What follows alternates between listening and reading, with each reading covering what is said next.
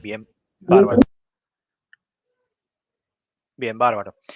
Entonces lo de cloud computing, que es un concepto que hace unos años, no es que era desconocido, pero que por ahí no se veía como que era algo aplicable en el corto plazo para pymes, para empresas pequeñas. Bueno, la realidad es que hoy se está aplicando muchísimo y que el modelo de negocios que tiene el cloud computing, el hecho de pagar eh, eh, más que nada en modalidad servicio, digamos, pagar un abono mensual por algo que yo estoy contratando en la nube contra el hecho de tener que comprar equipamiento, que en la mayoría de los casos, o en realidad no la mayoría de los casos, que siempre tiene precio que está atendiendo a las cuestiones del dólar, que también tiene que ver con que por ahí no tenemos ingreso de todos los equipos que quisiéramos. Entonces, el cloud computing vino justamente en Argentina de manera particular a un poco ayudar a salvar esos problemas que tenemos, bien, con respecto a precios y a trabajar con un modelo de negocio que en el caso de que yo no quiero pagar mucha plata para comprarme un servidor, bien, lo que puedo hacer es contratar ese servidor en la nube y en lugar de estar pagando o desembolsar, no sé, 5 6 $7.000 de una vez, lo que puedo hacer es pagar por mes un precio en pesos, que justamente en el caso de que yo lo tenga que dejar de utilizar, bueno, cuando hago la cuenta me va a salir mucho más barato haber contratado algo, un abono mensual en pesos, que haber puesto un montón de miles de dólares arriba de la mesa para tener un equipo ahí en la oficina, ¿no?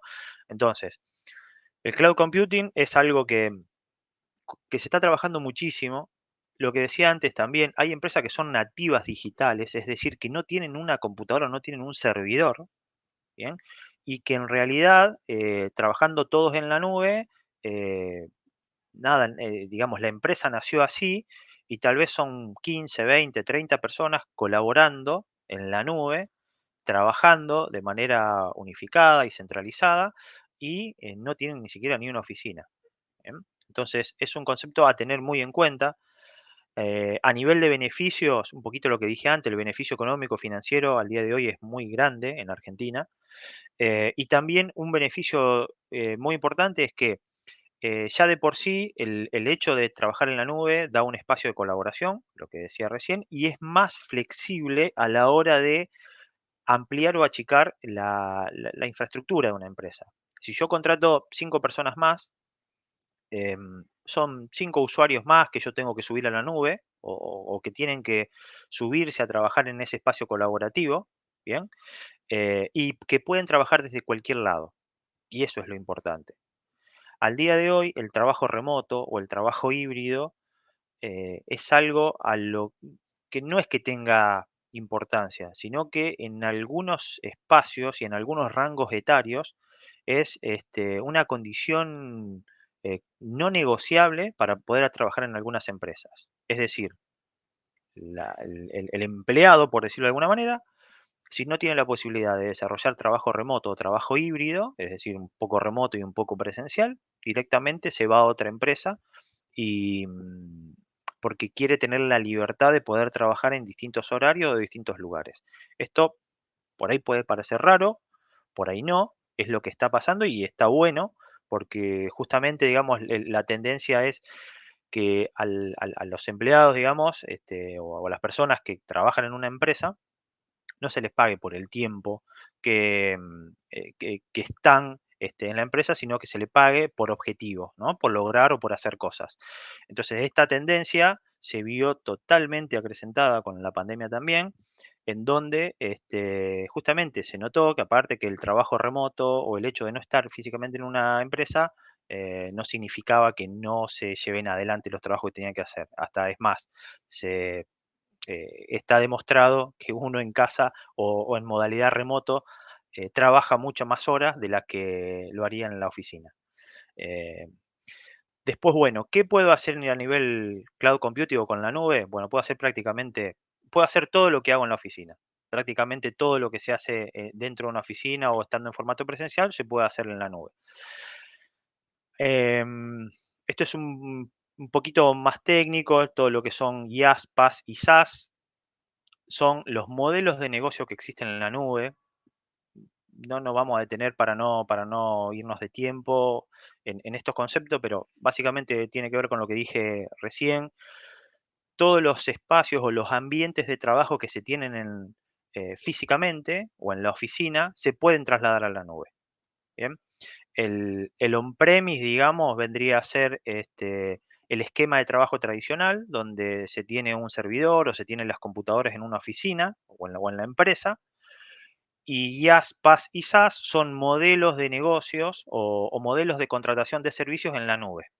¿Bien? Varía según lo que contrate, pero digamos, es como que entre IaaS, PaaS y SaaS están todos los tipos de contrataciones que yo puedo hacer en la nube. ¿Bien? Otro de los conceptos que se viene hablando mucho es de nube híbrida y de multinube.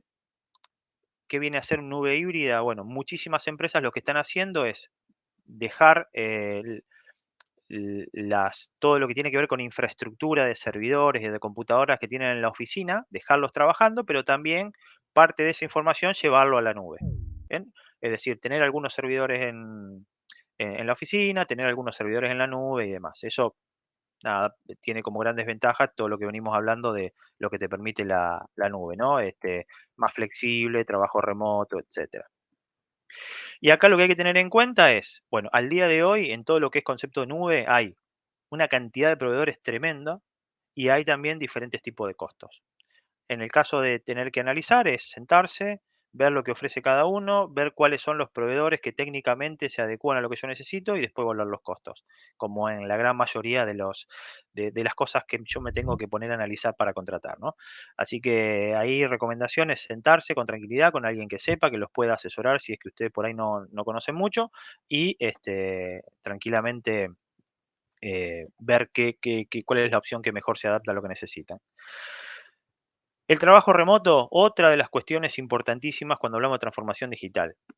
Y esto lo mencioné hace un ratito, hay todo eh, un rango de profesionales y de profesiones que básicamente hoy trabajan de manera remota y que prácticamente si lo queremos contratar para que trabajen físicamente no vamos a poder tener resultados en eso, no vamos a poder contratar a profesionales que sí o sí estén físicamente en nuestras oficinas. Hoy el trabajo remoto en algunos espacios eh, directamente es lo que manda, ¿bien? Y tenemos que acostumbrarnos a eso y hay que acostumbrarse al hecho de tratar de pagar por objetivo y no por tiempo dedicado, ¿no? Eso es un concepto también que se viene desarrollando. Hay que tener en cuenta que eh, necesita un cambio de cultura, que hay que adaptar los sistemas, bien, pero es algo que se viene y es algo que cuando uno lo adopta es beneficioso para, y si lo adopta bien, es beneficioso para todas las partes, ¿no? Algo a tener en cuenta con lo que es trabajo remoto es la parte de seguridad. ¿Bien? Ahora vamos a hablar un poquito de eso, porque fue uno de los aspectos y de las falencias que surgieron en lo que fue la pandemia. Pero ahora vamos a hablar un segundito ya más específicamente. Después, también pensar en los aspectos de colaboración cuando hablemos de transformación digital. Lo nombré un montón de veces porque es súper importante. La colaboración, el trabajo remoto, van muy de la mano y ayudan a que una empresa sea más eficiente. Bien, entonces, cuando hablamos de colaboración, tenemos un montón de herramientas, como puede ser Microsoft 365 o Google Workspace o algún software libre que podamos encontrar que nos permita colaborar, herramientas de videoconferencia, acceso a la información, bien, para poder obtenerla en cualquier lado y cuando sea, bien. Y algo muy importante utilizar la colaboración para comunicarse más y mejor dentro de una empresa y para tener espacios de entrenamiento. En los aspectos de transformación digital, como dije antes, una de los pilares que hay que tener en cuenta para lograr la transformación digital son las personas. Y lo que mencioné en ese momento es los decisores de las empresas tienen que estar totalmente convencidos de que se tienen que llevar adelante procesos de transformación. Pero si las personas que van a estar formando parte de los procesos de transformación no están capacitadas, la verdad que se nos va a complicar. Entonces los espacios de entrenamiento tienen que tenerse muy en cuenta y tienen que diseñarse justamente en espacios de entrenamiento para que las personas cuenten con las capacidades necesarias para poder adaptarse a lo que a lo que digamos los nuevos procesos requieren, ¿no? Ahora sí, ciberseguridad, yo siempre cuento lo mismo, porque me parece que es muy gráfico. Cuando yo estudié, yo soy ingeniero en sistemas de información, cuando yo estudié, arranqué a estudiar en el 96, cuando terminé la carrera, en el año 2002, más o menos que terminé de cursar, la verdad que no había hecho ninguna materia que tenía que hablara de ciberseguridad, o de seguridad en los sistemas, o de seguridad en redes. No había ninguna materia. Se tocaba medio de costado en algunas, pero no hablaba ninguna. Hoy en día, pasaron 20 años, y hay carreras, diplomaturas, doctorado en distintas cuestiones de seguridad. No es que hay una carrera orientada a seguridad, no, sino que hay seguridad de base de datos, seguridad en entornos virtuales, seguridad en esto y seguridad en lo otro.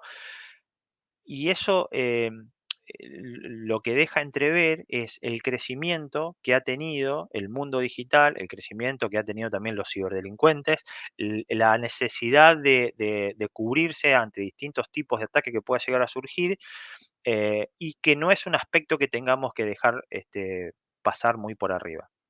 Entonces, es súper importante eh, tener en cuenta el concepto, no volverse loco, tener en cuenta este concepto. em, Asesorarse por personas que conozcan de lo que estamos hablando, para por lo menos tener algunas de herramientas que eviten que ante algún ataque, nada, salgamos mal parados, ¿no? En la ciberseguridad, la verdad es que tuvo un gran desafío con respecto a la pandemia, porque, como dije al principio, había muchas empresas que venían trabajando en procesos de transformación digital, en proceso de adaptar su infraestructura para el trabajo remoto y demás.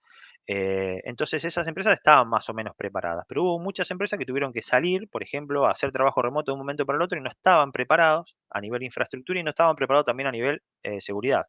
Entonces, lo que primero se hizo es, bueno, a ver, que las personas puedan trabajar, la seguridad después la vemos. Y bueno, y en eso después de la seguridad después lo vemos, porque lo que urgía era que las personas se puedan conectar a los sistemas, bueno, hubo algunas empresas que no la pasaron muy bien. Pero esto es algo que hay que tener muy en cuenta.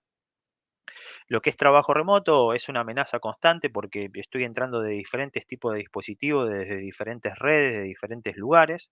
Entonces tengo que tener muy en cuenta qué usuarios están ingresando a mis sistemas y de qué manera y desde qué dispositivos.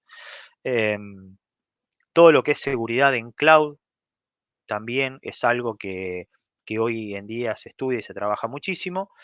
Y acá, bueno, como dije antes, es trabajar con gente que asesore adecuadamente, ¿bien? Cualquier empresa, y esto no tiene que ver si sea grande, sea chica, si tenga contratado un montón de cosas en la nube o no tenga nada, o tenga un servidor en su oficina, o tenga una sola computadora en su oficina, ¿bien? eh, Tiene que tener en cuenta esto. ¿Y por qué tiene que tener en cuenta? Y porque por ahí en esa sola computadora tiene todo el manejo del negocio. Entonces, dijimos antes, sos una veterinaria, tenés una veterinaria y tenés una computadora donde tenés la información de ventas, donde tenés información de todos los animalitos que vienen, de las mascotas. Bueno, esa computadora tiene que tener, nada, tiene que estar resguardada ante cualquier ataque. O sea, mínimamente tiene que tener algún software de seguridad que te proteja y después tiene que, obviamente, tener que hacer backup de información, ¿no? Eh, por eso es definir estrategias, saber a lo que te puedes llegar a encontrar y demás es importante en todo lo que es el término de transformación digital también. De nada sirve que seamos, nada, evolucionemos un montón digitalmente, que tengamos las últimas herramientas, pero después viene un hacker, te hace pelota todo y la verdad que no va a gustar mucho. Después, ya nos queda poquito para recorrer, todo lo que es gestión de la información, como dijimos al principio, los datos, tenemos que saber qué datos relevar, tenemos que saber cómo analizarlos y también tenemos que analizar esos datos con un objetivo determinado. Algo de lo que es muy importante al día de hoy es, los datos nos sirven y nos ayudan a determinar cuáles son los comportamientos de los clientes, ¿bien? Tengo un sistema de facturación en mi empresa y bueno, yo puedo analizar qué es lo que compra mi cliente, cuáles son los productos que compra, hasta puedo llegar a saber en qué momento del mes lo compra y puedo determinar algún patrón, entonces puedo llegar a enviar ofertas en un momento del mes o en otro. O sea, la creatividad en cuanto a cómo puedo yo manejar los datos que yo relevo digamos, de las distintas iteraciones que tengo con clientes es infinita.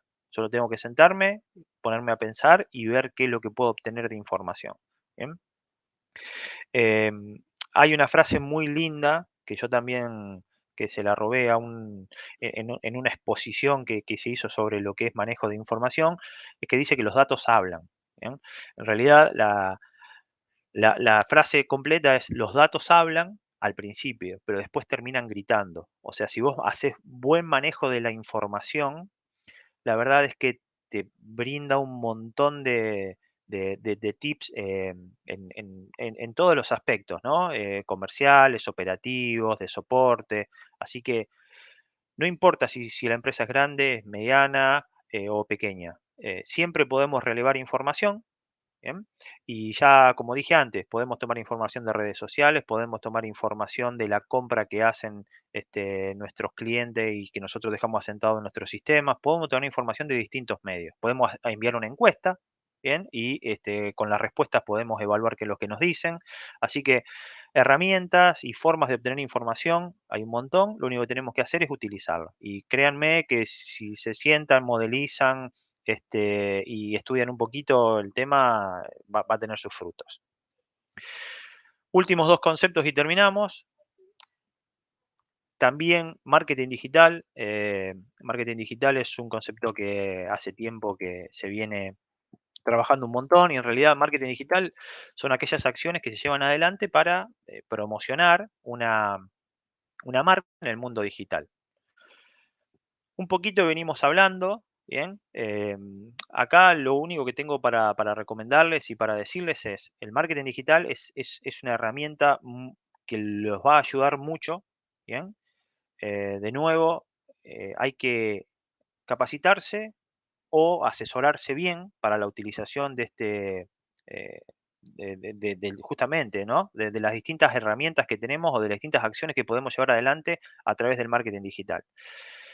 Eh, Como hablé de las redes sociales, el marketing digital es bidireccional. Yo voy a realizar acciones de marketing que son súper importantes. Puedo poner, no sé, puedo armar campañas, publicitar y demás. Puedo armar videos hermosos, publicando mis productos, mis servicios o lo que sea. Pero también tengo que saber leer lo que la devolución que me hacen los usuarios, ¿bien?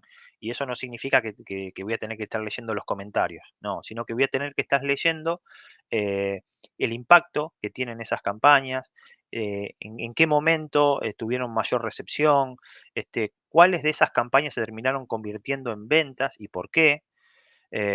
Hoy marketing digital permite enlazar redes sociales con sistemas de e-commerce y demás, con lo cual todo lo que son las herramientas también de email marketing o toda la publicidad en buscadores y redes sociales, nada, hay que trabajarlos y armar una estrategia y también dan frutos.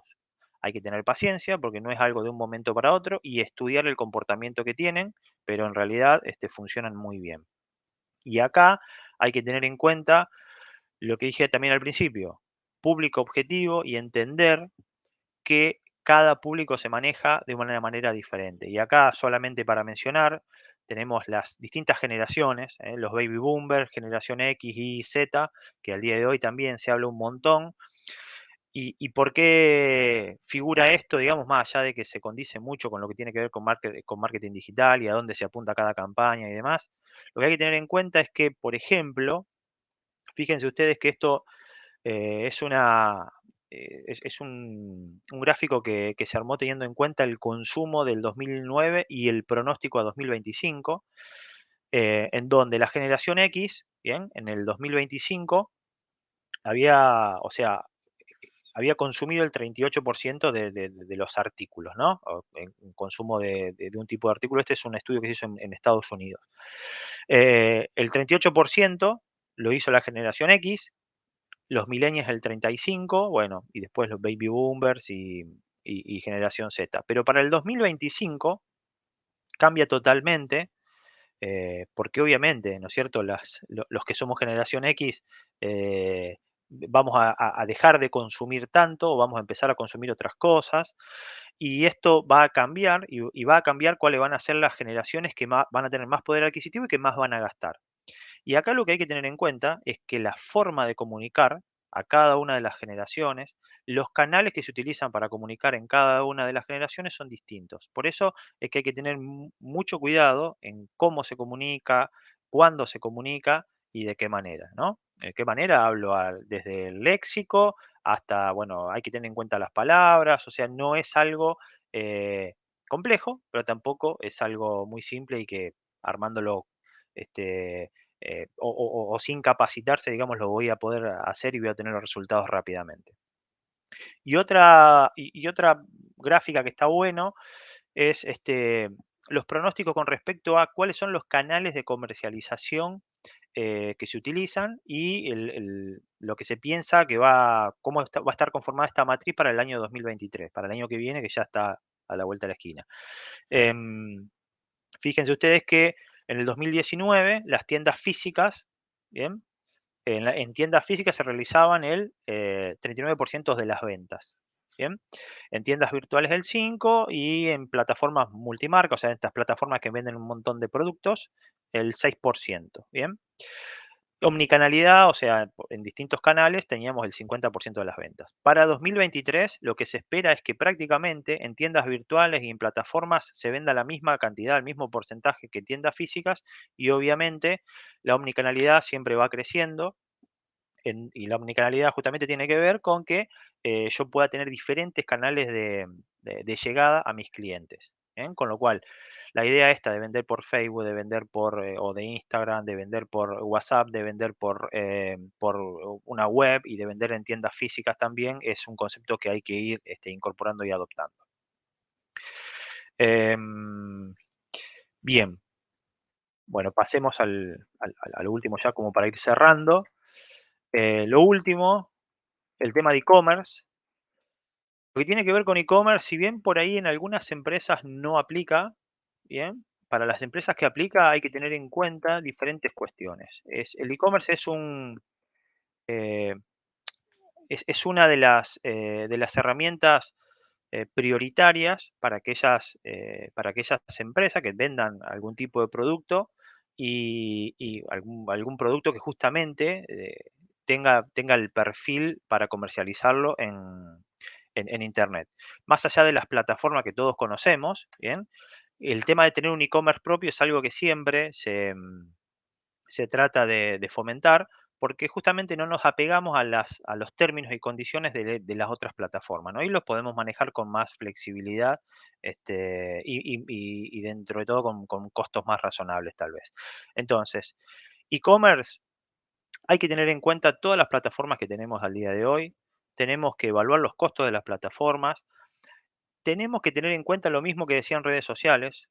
Si yo voy a armar un e-commerce, lo tengo que tener actualizado. Si no tengo actualizado el e-commerce, la verdad, no hay peor cosa que entrar en un lugar donde veo un producto viejo, un producto que está descontinuado, donde veo un precio que no es el acorde a lo que está en el mercado y que me doy cuenta de que no lo actualizaron hace un montón de tiempo. Eso no da seriedad y la verdad que lo que vaya a pasar es que la persona que entra a ver tu e-commerce se termine yendo a otro y ni siquiera trate de comunicarse con vos. Bien.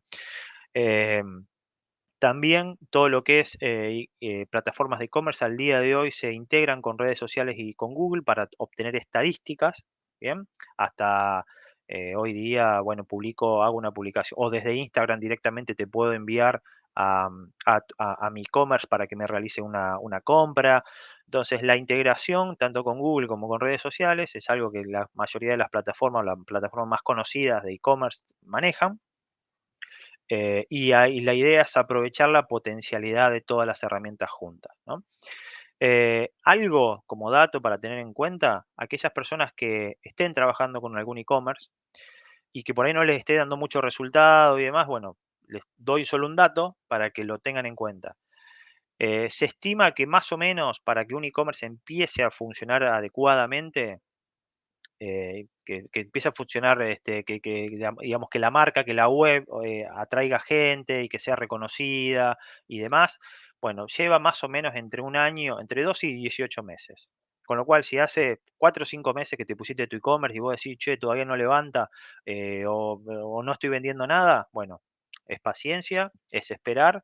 Hay que trabajar mucho en la promoción del e-commerce a través de redes sociales o a través de distintas campañas y saber que en promedio los e-commerce para que funcionen bien, para que vos puedas ir detectando qué es lo que mejor funciona, cuáles son los productos que le gustan a tus clientes y demás, lleva más o menos entre 12 y 18 meses. De nuevo, lo que hay que tener en cuenta ahí, hay que saber leer cuáles son las necesidades del cliente, ¿bien? Y tener en cuenta cuál es la experiencia del cliente, tanto en redes sociales como en el e-commerce, para poder ir adaptando cada una de las plataformas para brindar al cliente lo que está buscando. ¿Bien? Algunos datos de e-commerce, nada más para que lo tengan de referencia. Estos son datos que comparan 2020 con 2021. ¿Bien? 101% de crecimiento en facturación entre 2020 y 2021.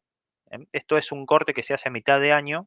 Esto es Argentina, que hace la CASE, la Cámara Argentina de Comercio Electrónico. Entonces, a mediados de 2021, que se hizo el corte, digamos, todavía no tenemos los datos actualizados a 2022 porque el informe sale ahora, va a salir en agosto o septiembre, pero lo que fue 2020 contra 2021, el doble, digamos, de facturación. Obviamente estuvo la pandemia por medio, pero lo que es comercio electrónico, la verdad que creció un montón y los valores se están manteniendo. Em, y otra cuestión a tener en cuenta, casi 121 millones de unidades vendidas, o sea, de cosas vendidas en lo que es comercio electrónico. Esto es también lo que es crecimiento anual, ¿bien?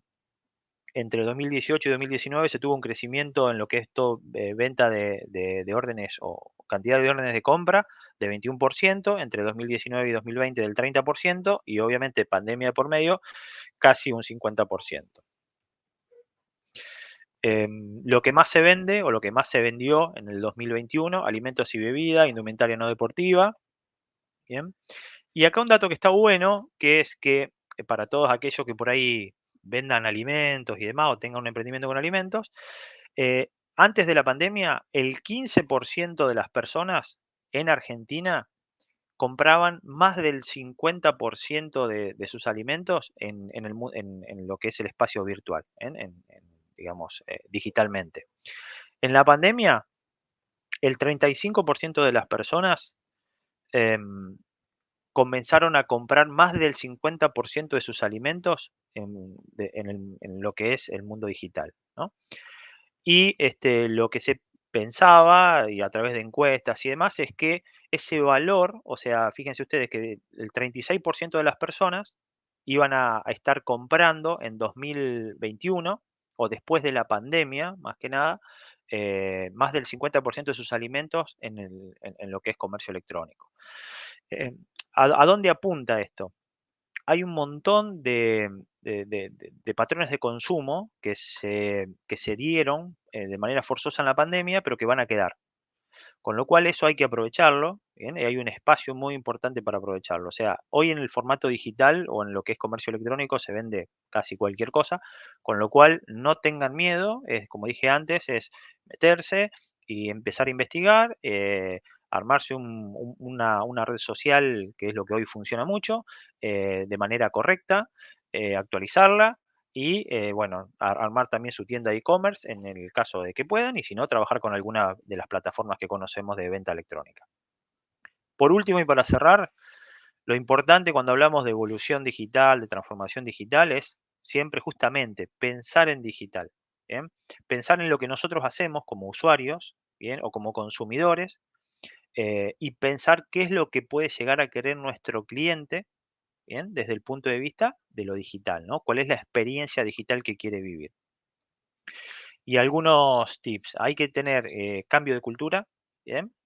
saber que es algo que se dio y que vino para quedarse. Es un proceso continuo, la evolución, como dije yo al principio, evolución digital, que es un proceso de prueba, error y de seguir probando. Las cosas no van a salir de una o no van a salir bien de una, con lo cual no hay que amedrentarse. Por eso que le decía yo, estar siempre a analizar y estar seguro de lo que de los pasos que vamos a dar, asesorarse, entrenarse, capacitarse, preguntar.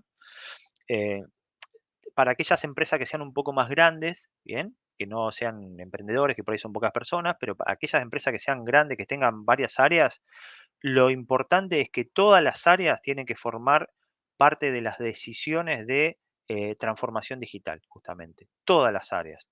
El área de sistema, el área de compra, el área de venta, la administrativa, de gestión, todos tienen requerimientos y todos necesitan evolucionar eh, de una manera digital, ¿bien?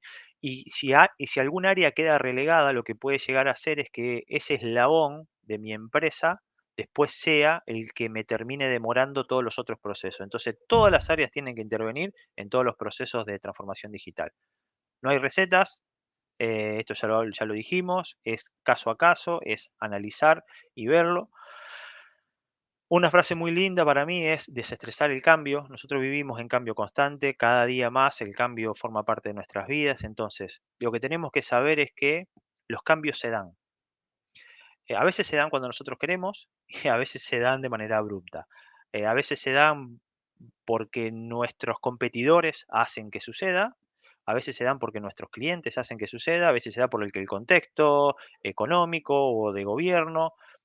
Hay que tener en cuenta que el cambio siempre va a estar, entonces no tenemos que tomarlo como algo estresante y tenemos que estar adelantándonos a ese cambio. Y después darnos espacios para innovar. Y esto es súper importante. Y, y acá podríamos hablar también un montón de tiempo, pero tomarse el tiempo para sentarse y ver de qué manera podemos mejorar lo que estamos haciendo. ¿Eh? Y de nuevo, podemos hablar de un rato más de cuestiones disruptivas, de cómo armar mesas de innovación dentro de las empresas, o esto de sentarse solo, si soy un emprendedor o una pyme chica, y ver de qué manera puedo ir mejorando o qué distintos enfoques puedo darle a lo que estoy haciendo al día de hoy. ¿Eh? Entonces, bueno, nada, estos son como los últimos tips para darles con respecto a lo que tiene que ver con la charla, que está orientada más que nada a tratar de adoptar diferentes procesos o diferentes tecnologías para mejorar nuestras organizaciones. Bueno, nos fuimos un poquito de tiempo, pero nada, yo la verdad que quería trasladarle todos estos conceptos y todas estas experiencias que viví a lo largo de los años. Así que nada, si atento a cualquier consulta o a cualquier duda que surja, ¿no?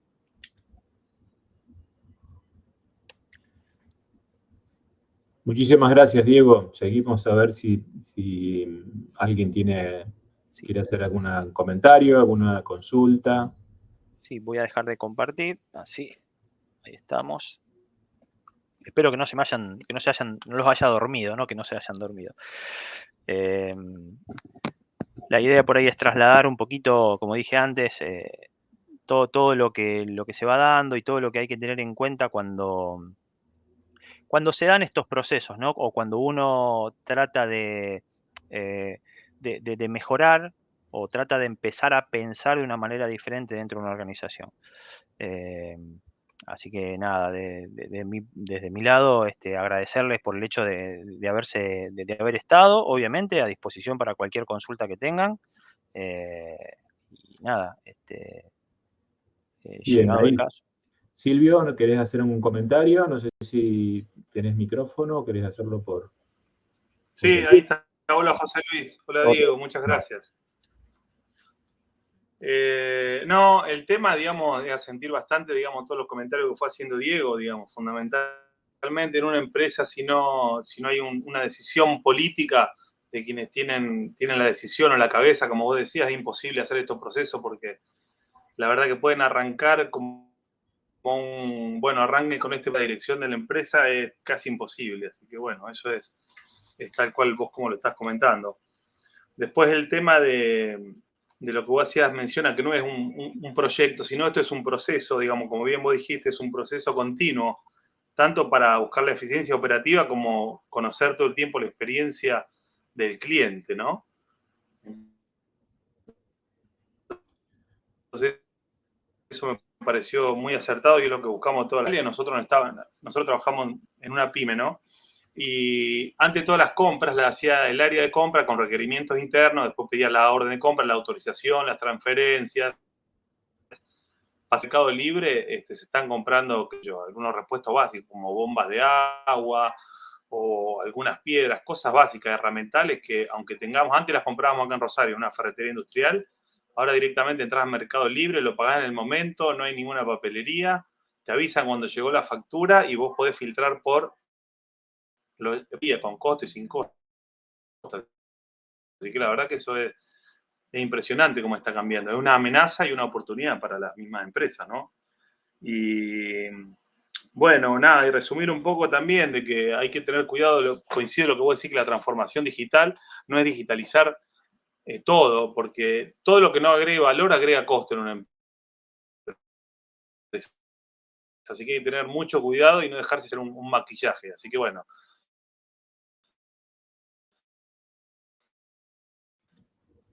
Sí. Eso es lo que veo desde el día a día de las empresas y agradecerte, Diego, por la capacitación. No sé si... bueno, no, se cortó Silvio, pero se entendió. Sí, sí. Sí, ahí, a ver, es muy importante lo que decís, Silvio. Está bueno y te agradezco que lo remarques. Y esto de que hay que tener mucho cuidado. No hay recetas mágicas, o sea, no hay nada mágico. Es mucho trabajo y esto es muy el día a día. Em, Ahí hay algo que vos dijiste que estaba buenísimo, que se puede convertir en una es algo, no me acuerdo la palabra que dijiste, pero también es una oportunidad. Y es una oportunidad de negocio para nosotros también, ¿no? Una amenaza y una oportunidad, decía Silvio. Exacto, es una amenaza, pero también es una oportunidad. Hoy en día, bueno, el tema del comercio electrónico, que es una de las patas, digamos, por ahí de la transformación digital, hace que vos puedas, así como compras hoy en Mercado Libre, puedas comprarlo en China o en un proveedor directo, lo puedas importar. Entonces, eh, un poco hace que seamos cada vez más competitivos y que justamente tengamos que estar un poco en todo. Y la idea de esto de la transformación es tratar de ser lo más eficientes posibles, porque si no, por ahí no podemos competir. Eh, Así que nada, gracias por el aporte. Está bueno y bueno, sí, es tratar, es el día a día, trabajar y yo lo que voy a remarcar siempre y recalcar siempre es mucha capacitación y mucho análisis. Así que, más que nada para que no pase que te vendan eh, eh, como es una cosa que no es, ¿no? Y yo Em, un comentario les hago también que vos decías al principio, Diego, de mejorar la experiencia del cliente. Me parece que una de las cuestiones que apunta a la transformación digital es poder mejorar la experiencia del cliente, y una de las cosas que vos marcabas también al principio es que poder ver cuáles son las necesidades, ajustarse mejor a las necesidades del cliente y adelantarse además a la necesidad del cliente, ¿no? Tratar de entenderlo, de interpretarlo mejor, y estas herramientas lo permiten. Pero hay un comentario que vos nombrabas también, los chatbots, que se usan mucho hoy para conectarse con la empresa. Me parece que se ha abusado un poco de eso o se lo ha puesto como para sacar un poco a alguien que se quiere conectar con la empresa y demás. Entonces te conectás con ese robot, ese chat, y no llegás a ningún resultado. A veces uno se quiere comunicar con una empresa porque tiene un problema, porque no te llegó el producto, porque hay un problema de calidad, por un problema del costo del servicio, y querés hablar con alguien y la opción no existe. Yo me quiero quejar de algo y a veces llega un punto y dice, bueno, ¿y con quién hablo? ¿Con quién me comunico? No, el robot tiene 3 o 4 o 5 opciones y no sale de ahí, ¿no? Entonces, me parece que algunas empresas la han puesto, sobre todo empresas de telefonía, como para sacarse de encima algunos problemas y no y no solucionarte nada. Me parece que si se quiere tener una buena experiencia de cliente, si se hace ese mecanismo de conexión, de contacto a través de los chatbots, hay que reverlo, no ponerlo así, porque me parece que genera más insatisfacción a los clientes que satisfacción, ¿no? Mirá, me haces reír porque nosotros en un momento por ahí damos así talleres específicos, y en un momento hablábamos sobre asistentes virtuales y demás, y agarramos algunos asistentes virtuales en vivo y nada, hacemos lo que vos decís en vivo, ¿no? Quiero tal cosa y no llegan nunca, y siempre te responde lo mismo y parece, o eso tiene que ver con la programación, ¿no? Entonces, comparto con vos, y esto lo uno a lo que decía antes de redes sociales. Si no la vas a manejar bien, no la tengas. O sea, hoy, lamentablemente, tenés que tener por lo menos una, tenés que tener presencia, ¿no? No tengas 3 o 4 si no la vas a actualizar. Entonces, la experiencia del cliente es tal cual lo que vos decís, y está bueno y que lo traigas, porque lo del chatbot no lo mencioné. Sí, si no va a tener una buena experiencia la persona que va a utilizar el chatbot, o por lo menos dar un número de teléfono de referencia y que después ese teléfono atienda a alguien, es vital. Si no, mala experiencia del cliente, esto es, hoy en día, a ver, antes era un cliente, por ahí era más fácil fidelizarlo, retenerlo, no fidelizarlo, era más fácil retenerlo, porque por ahí no tenía tanta oferta. Hoy no se tiene ni que dar vuelta, o sea, hoy abre una pestaña más del navegador y tiene 30 proveedores más. Así que retener un cliente hoy es muchísimo más difícil. Entonces, para poder fidelizarlo, la verdad que la experiencia tiene que ser real y completa. Así que está muy, muy bueno el comentario que haces. Bien, muchísimas gracias. No sé si hay alguien más que quiera hacer algún comentario, alguna pregunta. Mientras tanto, les comento la semana que viene, la charla que tenemos para la semana que viene es sobre la transformación digital del modelo de negocio, y vamos a hablar justamente de marketing digital, que va a estar a cargo de la licenciada Ornella Perreta.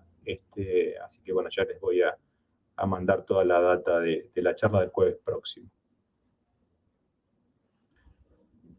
Bueno, acá dicen que está todo muy claro. Muchísimas gracias. Si no hay ninguna otra duda, pregunta, consulta, voy parando la grabación, así no se hace tan larga.